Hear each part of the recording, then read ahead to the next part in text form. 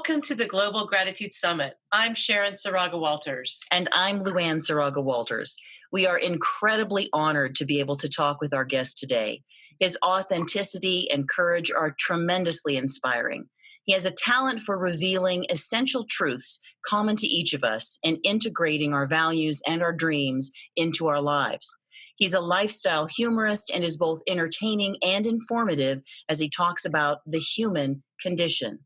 Rev Norm Bouchard is an international author, educator, and motivational speaker. He's worked with many Fortune 500 companies and is currently the senior minister for the Center for Spiritual Living, Colorado Springs. He's also currently going through his second bout with cancer, and he's joining us today to talk candidly about all that involves, from chemo to gratitude. Norm, thank you so much for being with us today. We just so honor you in the space that you're in and all of the joy and love that you're bringing today. Awesome. I'm honored to be here to talk about the process and to talk about the journey. You know, we started this conversation not long ago, maybe last week, and talking about how we could address this. There are so many people who have gone through what you've gone through or are going through or have friends and family who are.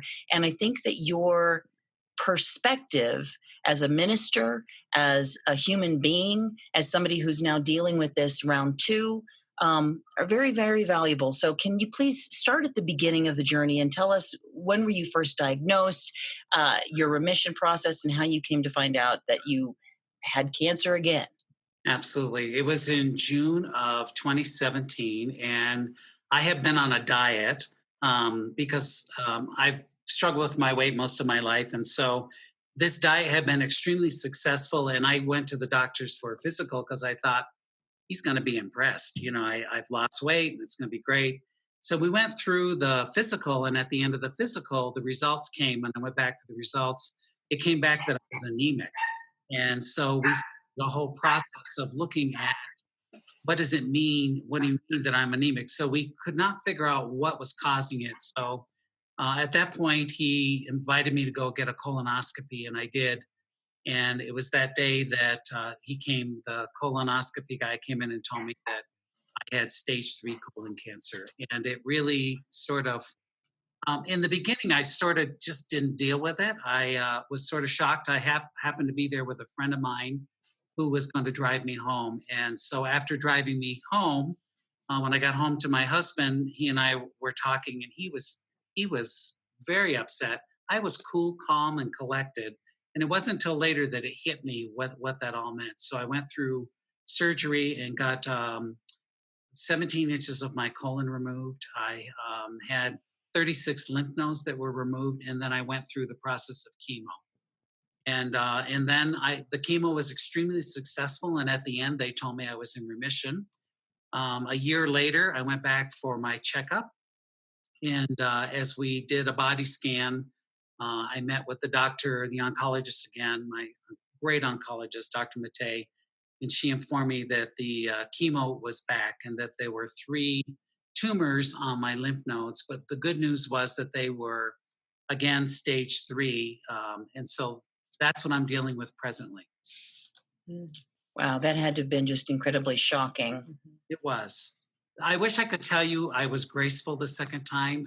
I have found the second time very, very difficult. The first time I sort of breezed through it. I don't know what I was smoking, but I just felt like I've got this and I'm going to fight this. And the second time, it felt horrible. It just really felt, I felt betrayed by God. I felt betrayed on multiple levels, and I was angry and frustrated, and then I knew what was coming. I think that was the worst part. And anybody who's been through chemo knows what I'm talking about. It's all the side effects that you have to begin to deal with again. And so I found this time, much more difficult than I did the first time. Wow. Yeah. So thank you for being authentic with that. And we're going to keep asking you these questions, and you kind of unpeel or peel back those layers of authenticity, which are just so profoundly needed, I think, for a talk about gratitude and cancer, or gratitude and disease in general. Absolutely. Yes. So, Reverend Norm, what has been the most important lesson for you in this so far? Well, the first time it was about forgiveness. I had hired a nutritionist who is an alternative medicine woman. She's just incredible. I respect her highly. And so I said, "Can you set up a diet for me so that I'm doing this well?" And so she came to my home. She walked in and I greeted her. And the first thing she said to me is, I said, "Okay, let's get started with this diet." And she said, "Well, before we do that, don't you want to know what this cancer is about?" And I was sort of taken back because the day before, I had had a conversation with God, which was not especially nice. And I was a former Catholic priest for many years of my life, and so the Catholic roots come back very deeply to me. And I said to God, "Don't f with me." That's literally what I said. "Don't take all this time to let me know what the hell this is about. I need to know immediately." And Mhm. next day, this woman comes in and says to me, "Do you want to know what this cancer is about?" And so she did all this muscle testing, and what came through was that 60% of this cancer did not belong to me.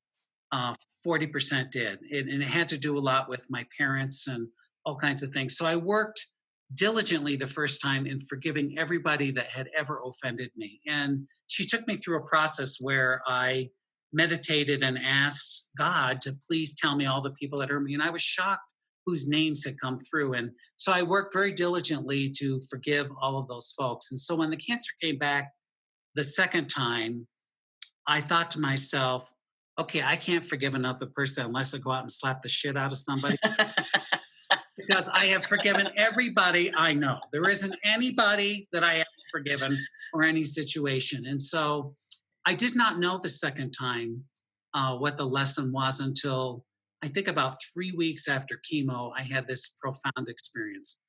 The chemo was not going well. And what I meant by that is I was extremely ill. The diarrhea was incredible, the headaches, the nausea. We couldn't seem to balance any of it. I was arguing with a drug company because I had developed mouth sores, and there was a company that I used their mouthwash before, and I couldn't seem to get it. And I kept calling the company, was arguing with them, and I was trying at every step of the way. I was trying to control all these side effects. And one day I called this company once again and called to say, "Where are we with the mouthwash?" And the woman on the other end said to me, "You're not even in our system." And at that point, Ugh. I bursted into tears because I was on the phone and I was having diarrhea run down my leg. I was sicker than a dog. I was losing my voice from some of the effects of the chemo. And I sat on the floor and I just began to cry. And I said to the woman, "You are mean." And I hung the phone up and I sat there sobbing on the floor in my crap, physical and emotional crap, just could not figure it out. And I just begged God. I said, "Okay, I don't know what the hell's going on. I can't figure this out, but I surrender. I just give this whole damn thing up. I'm sick of it. I don't care if I live or die." And I was just at the worst position of my life. And I looked a mess. And so it wasn't even 10 minutes later, the phone rang, and it was the Rocky Mountain Cancer Center. And it was my nurse. And she said, "Listen, we just got a call from the Mugard company, and they feel really bad that they made a grown man cry." And I said, "Oh, I thought I didn't exist." And she said, "You very much exist." She said, "Can you come down here and we'll give you a sample of the Mugard until you were able to get it." So I drove down there and I was in no shape to drive. I could barely focus. And I walked in and they saw me and they said, "You are a complete mess." And they were profound with me. They got me a variety of different medications. I got the mouthwash. They even helped me. They gave me a pair of pants. They said, "You're not wearing those anymore." I mean, it really was a mess. And all of a sudden, everything began to work. And on my way home, I had to stop and get a prescription filled. And I walked into the pharmacy, and the pharmacy informed me that they weren't going to be able to fulfill the prescription for 7 days. And I cried again. And the pharmacist is just this lovely person and said, "Come to the back room." And I went and sat down, and she said, "I will get you this med." And she did. She gave me a sample and said, "Take these." When I got home and the following morning when I got up, it wasn't until I got up and did my meditation next morning that I began to realize that until I surrendered, nothing worked. Nothing. I was so busy trying to control it, and so much in the anger and the frustration of it, that when I surrendered, everything began to work. Medication showed up. I felt better. We got everything under control. And I thought, oh my God, this is about surrender. This is about letting go. And from that point on, I have been doing a surrender prayer every single day, because what I realized was I felt so out of control that I was trying to control the things that I could not control, which was ridiculous. And the minute I began to surrender, it was at that point that I began to feel gratitude again, that I began to feel this powerlessness went away, and I felt powerful again. And so the lesson I'm really learning is that you have to let something go in order for something else to come in. And so I've been busy trying to do that practice of just surrendering every single day to the process, to the emotions of it, and to the feeling of it. And what I know is that I know, because of I'm a theologian, for God's sakes, I know that when you vibrate at a high frequency, the universe responds in a high frequency. So when you're vibrating in fear and despair and anger and all those frustrations, gratitude can't be found anywhere. And what happens is, when you begin to let go of stuff, I had the ability to then let gratitude in. And so the more I make space for that in my life, the easier it got, and the easier the process got as well.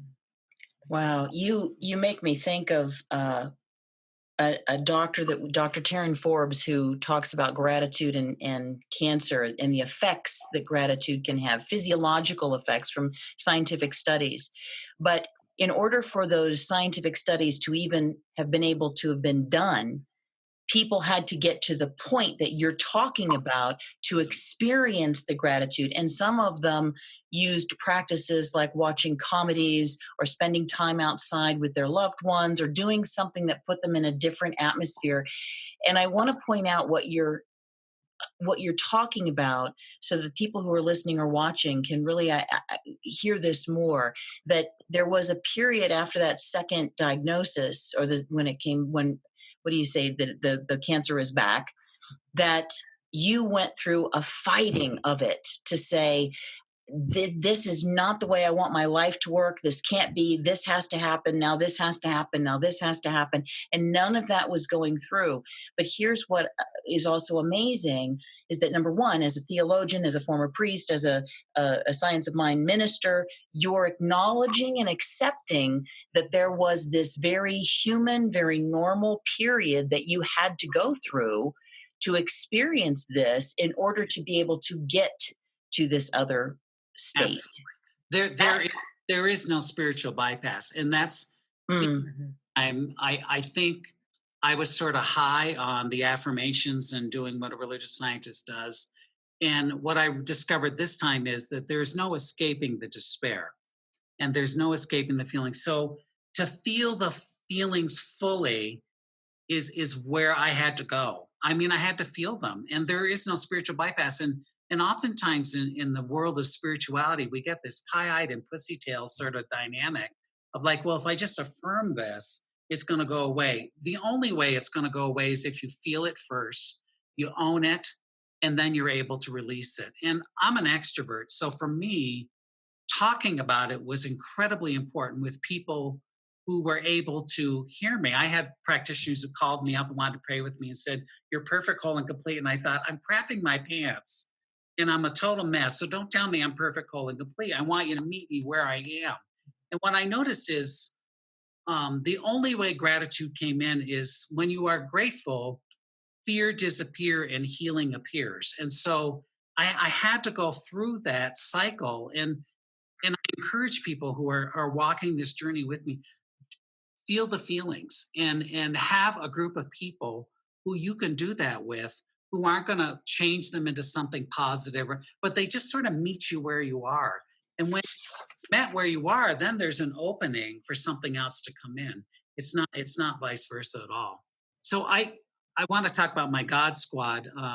So I created this God Squad, and what I said to my husband Scott is, as I'm going, I want no negativity anywhere. I don't want to I don't want negative vibrations anywhere. In fact, I want to bring joy. I want my cells at the cellular level. I want to feel joy.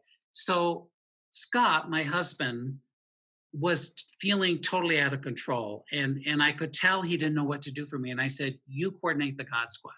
So he created this process where these group of people, there's 2 at a time, come in the morning of chemo. They dress me up in an outfit, and we go to chemo in a costume.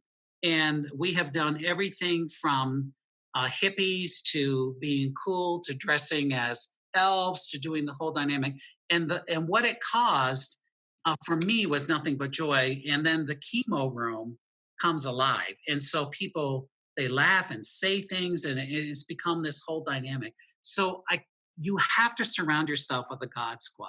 It's incredibly important to do that. A group of people, for me, they show up and they dress me up and they sit there and do chemo with me. But they're more than that. There are people who don't ask me to be something I'm not, and don't ask me to be where I'm not. And there is such a sense of gratitude that comes from sitting in that joy and having a group of people who will really support you. We had one woman on. I'll tell the story, then I'll let you ask another question. Go ahead. I've loved it because we love this this type of revealing. Yes, absolutely. Yeah, it's just incredible. I wear a pump for 2 days after chemo.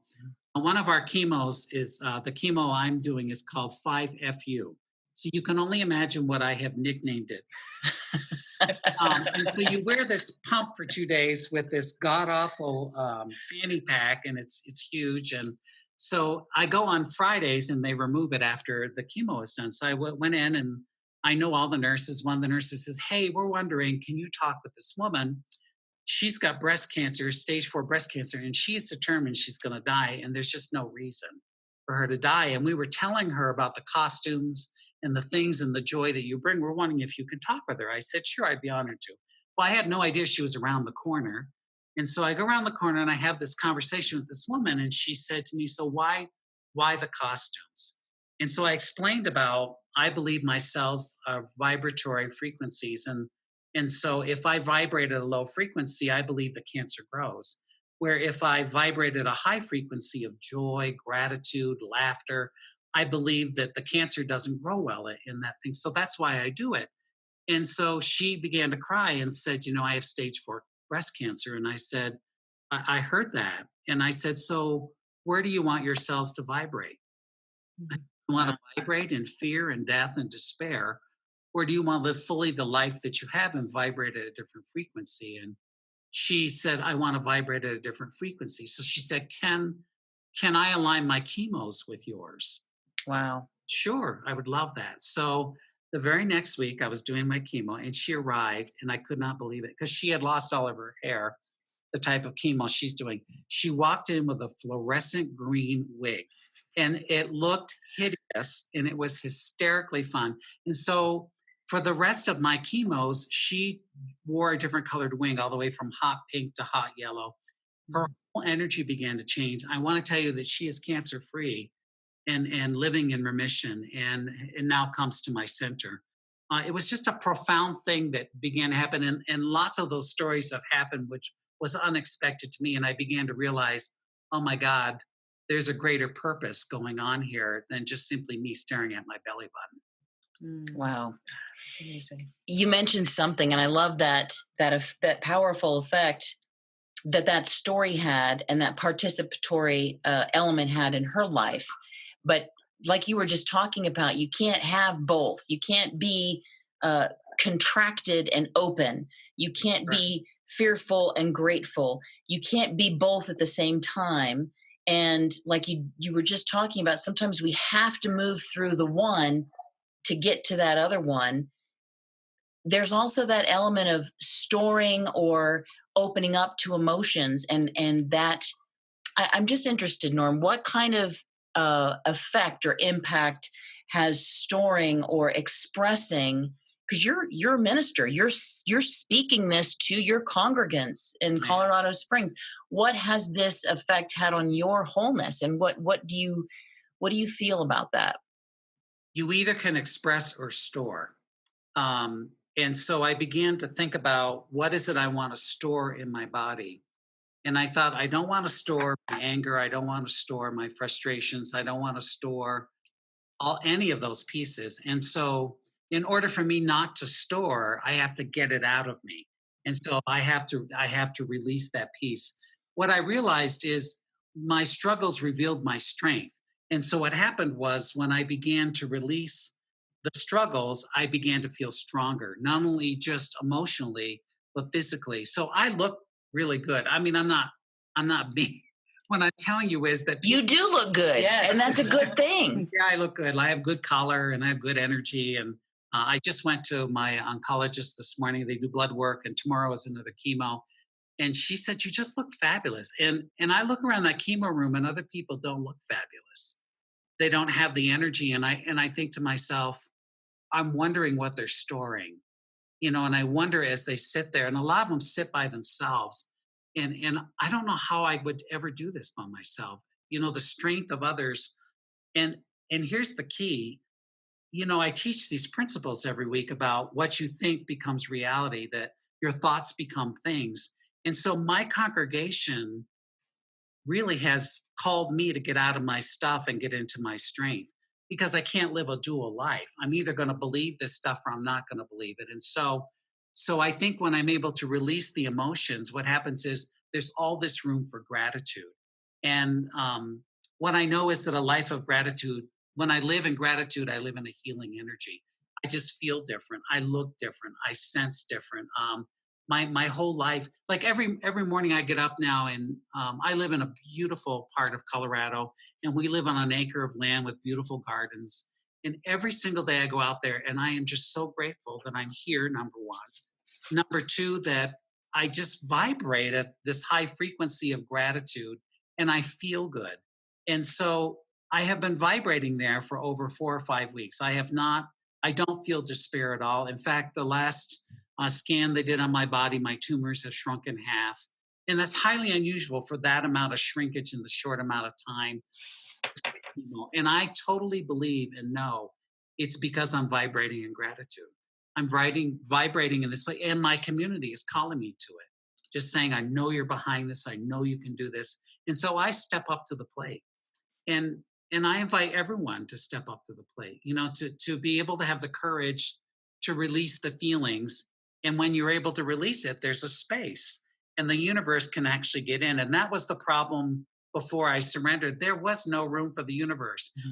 I'm praying these things about healing and seeing myself as whole, proven, complete. And all I can picture now as I look back is the universe saying, well, if I could get in there, maybe I could do that, because there was no room for it. Because you're right.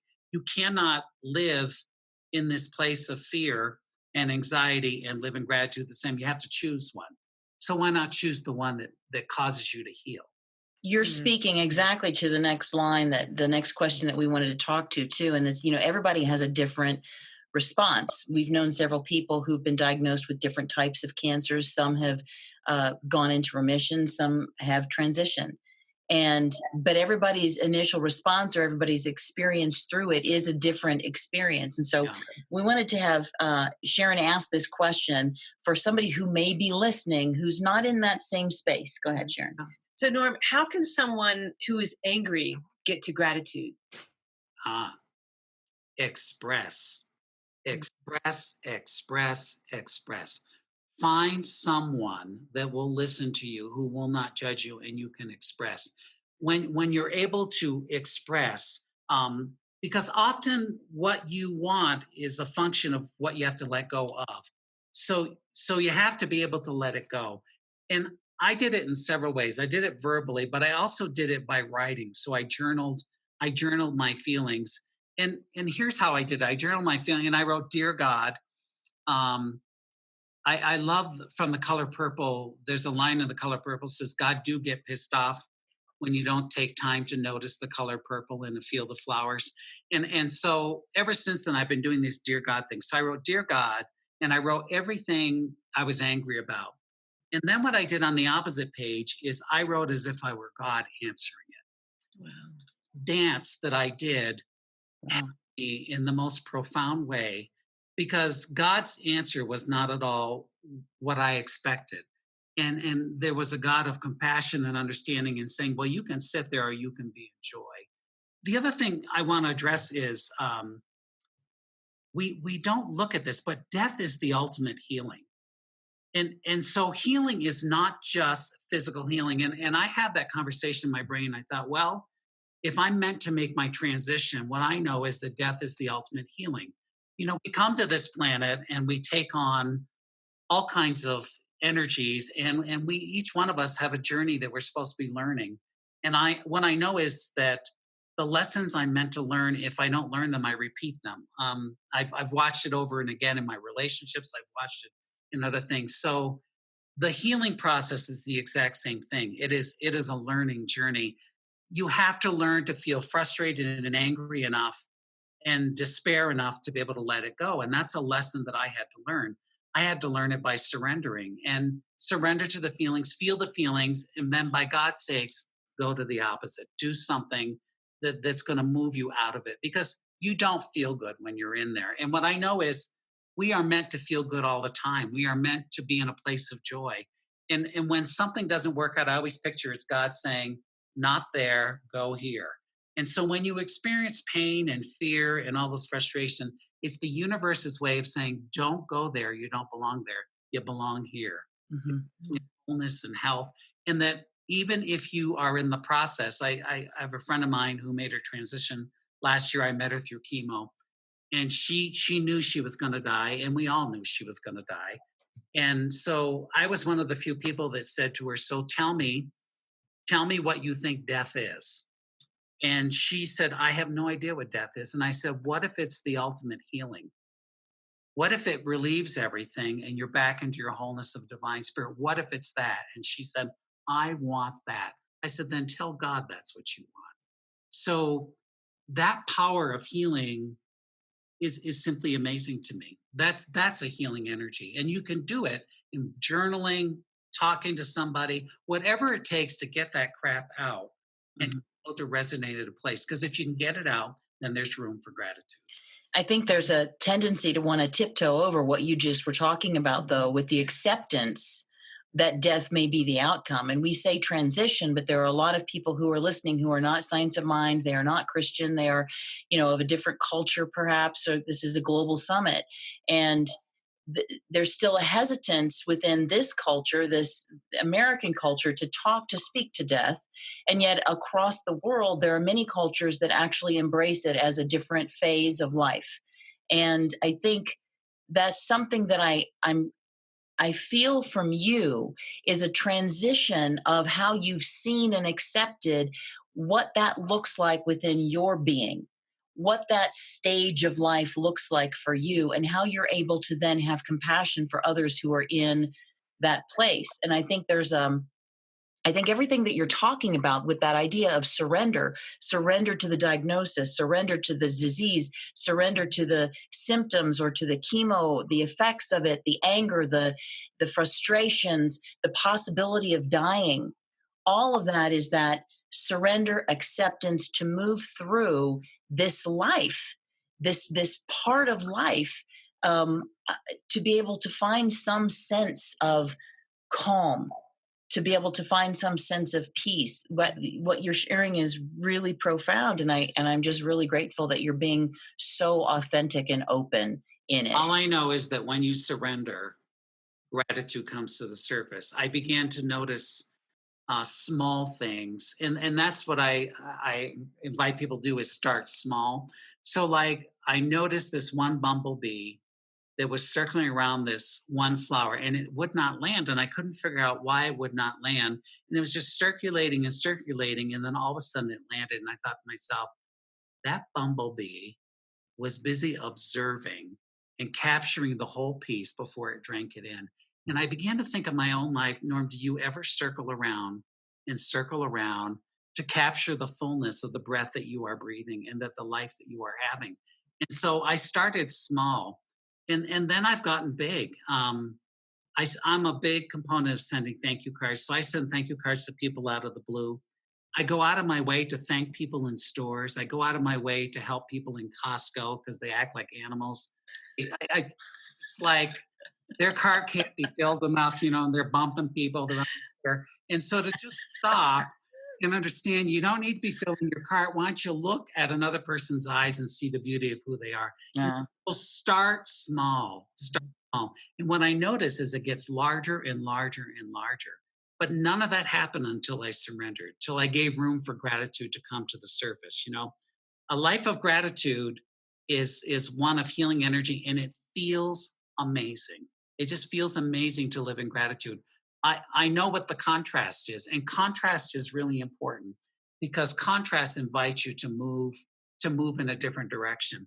The other piece is, the concept of eternal life is in all the major world religions, that there is an eternality in each and every one of us. We all express it differently. I love that we transition, which means that the normanness of God, with all the lessons of the life I have learned in this one, and I don't lose it. I get to take it into the next one and do something different with it. And Catholicism, Christianity believes the same thing, that you don't lose your soul essence, that there is eternal life that's given to you. And so I know that right now I'm going through this particular phase in my life. And I know when I'm done with that phase, there'll be another one, whatever that phase seems to be. And so I take incredible comfort in just sort of knowing that. I have an atheist friend who doesn't believe in eternal life. He thinks this is the end. And I said to him, well, you're not living very well if you think it's the end. And so he looked at me and I said, you're not drinking deeply. You're not living life fully. So I said, if this is the end, why not go for the gusto? And so recently he just did skydiving. He goes, okay, I did it. And I crapped my pants. Are you satisfied? There, good. You did something. You did something. Well, thank you in sharing that. You bet. That's yes. There are different techniques. You mentioned journaling takes you there. Being able to have conversations with God. I love your authenticity with that as well. Yes. Just saying, hey, what up here? This is not working for me.